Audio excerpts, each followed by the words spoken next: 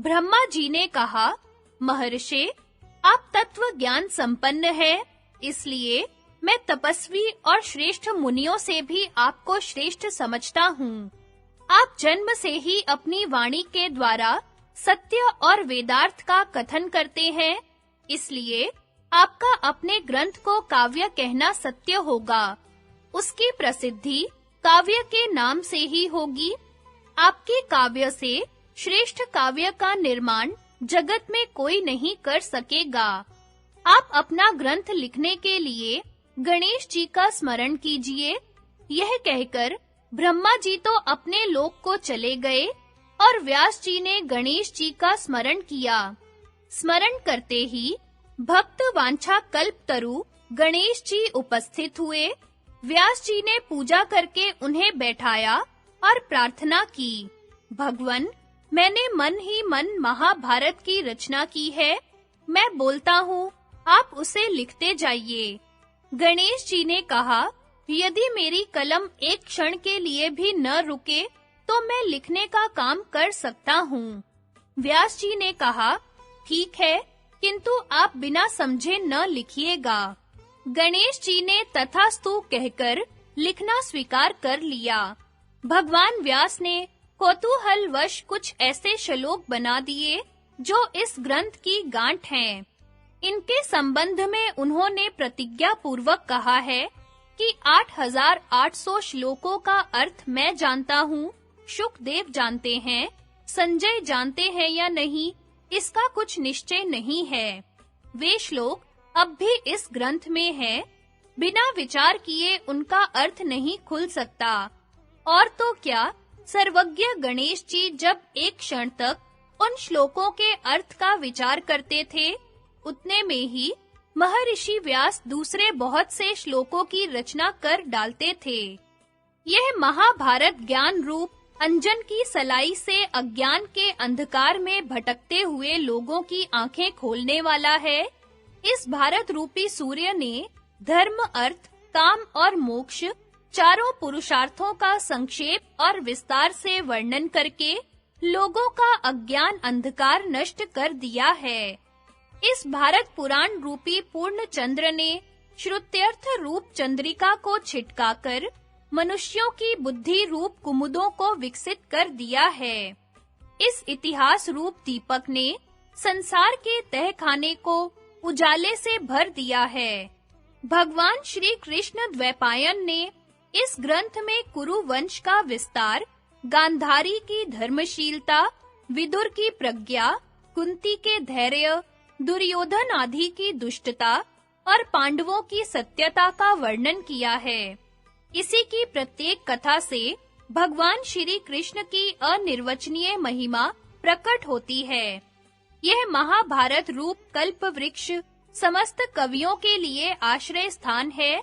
इसी के आधार पर सब अपने-अपने काव्य का निर्माण करेंगे। जो श्रद्धा पूर्वक महाभारत का अध्ययन करता है, उसके सारे पाप नष्ट हो जाते हैं, क्योंकि इसमें देवऋषि, ब्रह्म ऋषि, देवता आदि के परम पवित्र कर्मों का वर्णन है। इसमें सनातन पुरुष भगवान श्री कृष्ण का स्थान-स्थान पर कीर्तन है। वे ही सत्य, ऋत, परम पवित्र और मंगलमय हैं। वे अविनाशी, अविचल, अखंड ज्ञान स्वरूप पर ब्रह्म हैं। बुद्धिमान लोग उन्हीं की लीलाओं का गायन करते हैं। वे सत और असत दोनों हैं। जगत की सारी चेष्टा उन्हीं की शक्ति से होती है। जो कुछ पांच भौतिक, आध्यात्मिक अथवा प्रकृति का मूलभूत निर्विशेष ब्रह्म स्वरूप है, वह सब उन्हीं का स्वरूप है। सन्यासी ध्यान के द्वारा उन्हीं का चिंतन करके मुक्त होते हैं और दर्पण में प्रतिबिंब के समान संपूर्ण प्रपंच को उन्हीं में स्थित देखते हैं। यह ग्रंथ उनके चरित्र से पूर्ण है, इसलिए इसका पाठ करने वाला पापों से छूट जाता है। इस महाभारत ग्रंथ का शरीर है सत्य और अमृत। इतिहासों में यही सर्वश्रेष्ठ है। इतिहास और पुराणों के द्वारा ही वेदार्थ का निश्चय करना चाहिए। वेद अल्पज्ञ से भयभीत रहते हैं कि कहीं यह हमारा सत्यानाश न कर डाले। देवताओं ने महाभारत को तराजू पर वेदों के साथ रखकर तोला है। उस समय चारों वेदों से इसकी महत्ता अधिक सिद्ध हुई है। महत्ता और भगवत्ता के कारण ही इसे महाभारत कहते हैं। तपस्या, अध्ययन, वैदिक कर्मानुष्ठान, शीलोच्छवृत्ति आदि सभी चित्त शुद्धि के हेतु हैं, जब वे भाव शुद्धि के साथ किए जाएं। इस ग्रंथ रत्न में भाव शुद्धि पर विशेष जोर है, इसलिए महाभारत ग्रंथ का अध्ययन करते समय भी भाव शुद्ध रखना चाहिए। जन्मेजय के भाइयों को शाप और गुरु सेवा की महिमा। उग्रश्रवा जी ने कहा, ऋषियों, परीक्षित नंदन जन्मेजय अपने भाइयों के साथ कुरुक्षेत्र में एक लंबा यज्ञ कर रहे थे। उनके 3 भाई थे, श्रुतसेन, उग्रसेन और भीमसेन। उस यज्ञ के अवसर पर वहां एक कुत्ता आया। जन्मेजय के भाइयों ने उसे पीटा और वह रोता चिल्लाता अपनी माँ के पास गया।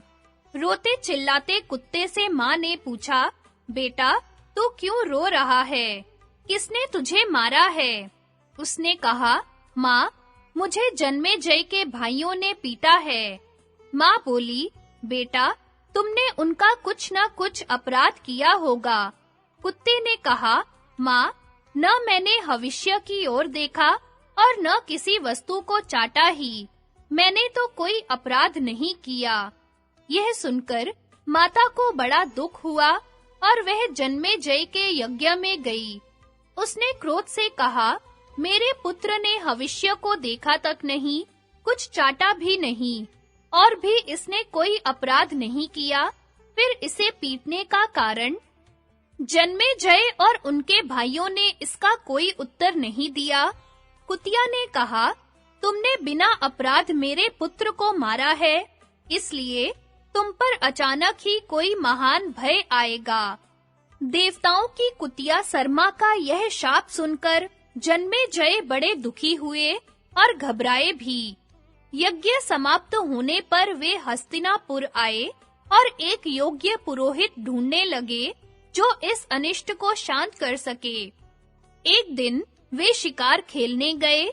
घूमते-घूमते अपने राज्य में ही उन्हें एक आश्रम मिला। उस आश्रम में श्रुतश्रवा नाम के एक ऋषि रहते थे। उनके तपस्वी पुत्र का नाम था सोमश्रवा। जन्मेजय ने उस ऋषि पुत्र को ही पुरोहित बनाने का निश्चय किया। उन्होंने श्रुतश्रवा ऋषि को नमस्कार करके कहा, भगवन, आपके पुत्र मेरे पुरोहित बने। ऋषि ने कहा, मेरा पुत्र बड़ा तपस्वी और स्वाध्याय संपन्न है। यह आपके सारे अनिष्टों को शांत कर सकता है।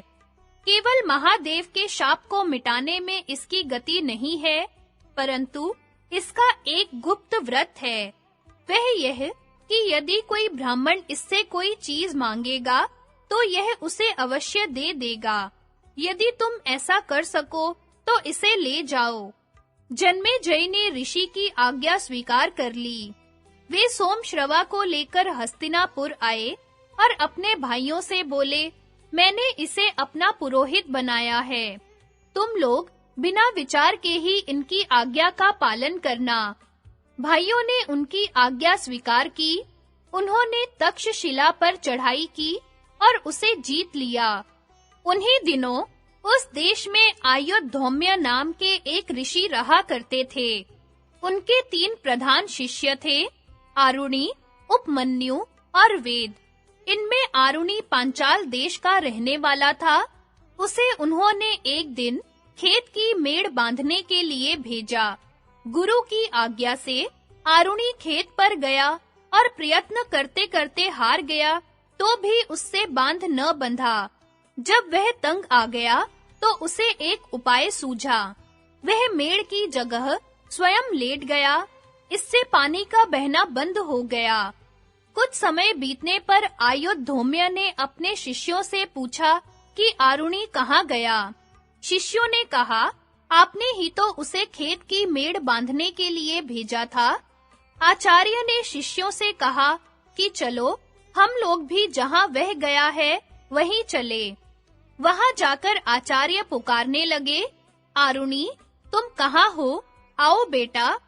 आचार्य की आवाज पहचान कर आरुणि उठ खड़ा हुआ और उनके पास आकर बोला, भगवन, मैं यह हूँ। खेत से जल बहा जा रहा था। जब उसे मैं किसी प्रकार नहीं रोक सका, तो स्वयं ही मेड़ के स्थान पर लेट गया। अब यकायक आपकी आवाज सुन मेड़ तोड़कर आपकी सेवा में आया हूँ। आपके चरणों में मेरे प्रणाम हैं। आज्ञा कीजिए, मैं आपकी क्या सेवा करूं? आचार्य ने कहा, बेटा, तुम मेड़ के बांध को उद्दलन करके उठ खड़े हुए हो, इसलिए तुम्हारा नाम उद्दालक होगा। फिर कृपा दृष्टि से देखते हुए आचार्य ने और भी कहा, बेटा, तुमने मेरी आज्ञा का पालन किया है, इसलिए तुम्हारा और भी कल्याण होगा।